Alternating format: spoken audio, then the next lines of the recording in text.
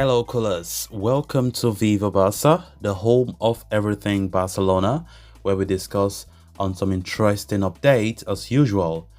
We begin with President Laporta, of course, who have just spoke out after sacking Xavi. Of course, he spoke about his decision of sacking Xavi, and of course, he defended the decision with some incredible words I would like you guys to hear about as we move ahead. Then to conclude this episode, we talk about the upcoming manager, Hansi. We are going to discuss on 3 Barcelona players that are likely to get cut off by the new boss.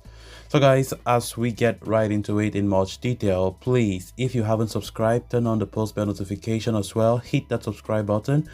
For those who have been there before, you are highly welcome once more as we discuss this interesting news. At a special celebration marking Barcelona's 3rd Women's Champions League victory, club president Juan Laporta took a moment to recognize Xavi Hernandez, who is set to oversee his final match as a coach against Sevilla later today. Laporta, amid applause for the key figures for the triumph, singled out Xavi, recalling his poised press conference held just hours before the Women's Champions League final. During his speech, Laporta emphasized the challenges of being president of Barcelona, though he didn't directly mention Xavi's name. He said, "Being president of Barca is very difficult." His message was very clear.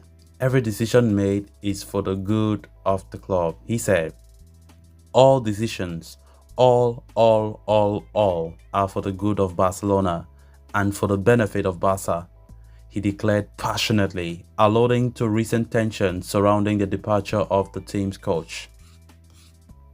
Xavi had earlier revealed that it was Laporta's choice for him to leave, acknowledging the president's authority. He said, "Yesterday we spoke to the president and he told me his reasons why he thinks the coach should be changed.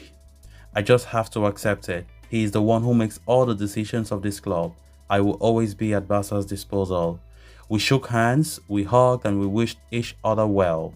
"From next season, I will be just another fan.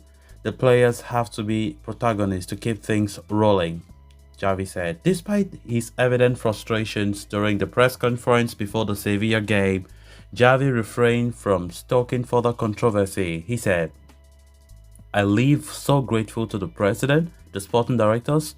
I haven't had any problems with the directors. I am a man of consensus of the club and I have adapted to all adversities," he said. Meanwhile, at the celebratory gathering, Laporta's call of applause for Xavi Hernandez was witnessed by notable figures including Pere Aragonés, the president of Generalitat, Jaume Galboni, Barcelona's mayor, and also Ana Caula, the general secretary of sport for Barcelona. Of course, guys, Laporta, they're defending his decision to sack Xavi, which did not come as a surprise. Of course, I would say surprise, first of all, for the fact that this is the very president who begged Xavi to stay after Xavi made his decision in the middle of the season that he will step down as the boss of Barca. And it came as a surprise to many that the president, still the very president, overturned his decision and said Xavi should be sacked. And reports have it that because Xavi went to the press conference and said things which was not supposed to be said publicly, and that had Laporta so furious. If that report are true, I mean, it's just incredible, and it puts a lot of, how can I put it, some kind of shame to a legend of Xavi's statue, considering the kind of person and player that Xavi has been for us. I mean, he's a legend, whether we like it or not. And Laporta, I perfectly understand the statement when he said, we are going to do the decisions, we are going to make decisions that are going to make the club moving, because if we are making decisions based on our emotions, then we are not going anywhere. I think, honestly, it goes with anything in life, because if Barcelona are making decisions based on their emotions, then they will never sack Koeman, they will never sack other club legends who have been managers. But we need to try to take the risk to move forward. If things are not moving, no matter that the person in charge is a legend of that club, I understand when President Laporta said we just have to take the best decisions, all just for the benefit of the club to progress. And Xavi Hernandez, I think I like his maturity, because I will keep on saying this, that Xavi Hernandez was treated so unfairly. He was deserved to be sacked, that's true.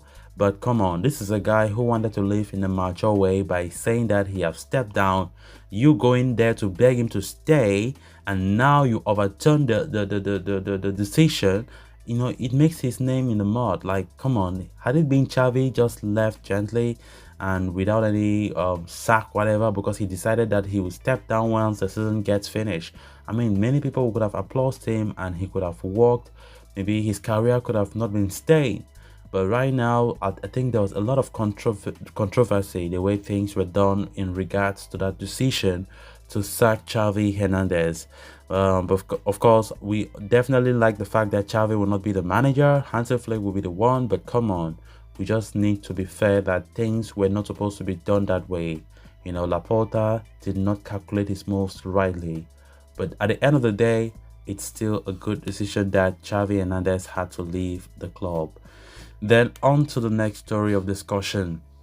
Hansi Flick's arrival at Barcelona is set to bring significant changes to the club, as the former Bayern Munich and Germany manager will likely implement new tactics which could result in some players being phased out. Currently, Barcelona's focus is on their final game of the season against Sevilla this evening, which also marks Xavi's farewell. After this game, all attention will shift to the new manager's plans. While nothing is confirmed yet, it is believed that Flick may cut some of the players from the squad, and here is a look of who those players might be. First and foremost, we talk about Ferran Torres. You know, there were talks of renewing Ferran Torres' contract, but with Xavi's departure and Flick's arrival, those plans might change. Now, it must be noted that Ferran lost his place in the team during the second half of the season, mainly due to a 2-month injury. However, if Barcelona are to bring in new forwards, some players will need to be sold, and Ferran Torres could be one of them. Flick's preference for wingers who can perform a variety of tricks, as seen with Kingsley Coman and Leroy Sané at Bayern, doesn't favor Torres at all. While he can indeed be a tricky opponent, he lacks the speed for players like Lamine Yamal, Coman or Sané. The next player is Sergi Roberto. Veteran defender Roberto is close to extending his contract according to new reports, but Xavi is gone, and now it is unclear if the new boss Hansi Flick wants to keep him. A 1-year extension is on the table nonetheless, but Roberto also has an offer from another club, and his continuity will depend on Flick's plans as well. Despite Barcelona's unwillingness to keep him, Roberto's future will hinge on whether Flick sees him as part of his strategy. The next is a little bit obvious: Oriol Romeu. Oriol Romeu is expected to leave Barcelona, and Flick's arrival could confirm this. Romeu's performances have declined after a strong start, and he does not even fit the profile of a Flick-type player, as the German prefers midfielders who are tactically sharp, like Thiago Alcantara, and Romeu doesn't even fit that match at all. This is why it is safe to assume that Flick's tactical preferences make Romeu's continued presence at Barcelona very, very much unlikely. So guys, what do you make of it? Please endeavor to comment on what you think about this. For those who are just coming across the channel for the very first time, as I said, once more welcome, and please subscribe if you haven't. Thank you for watching. Until next time, bye bye.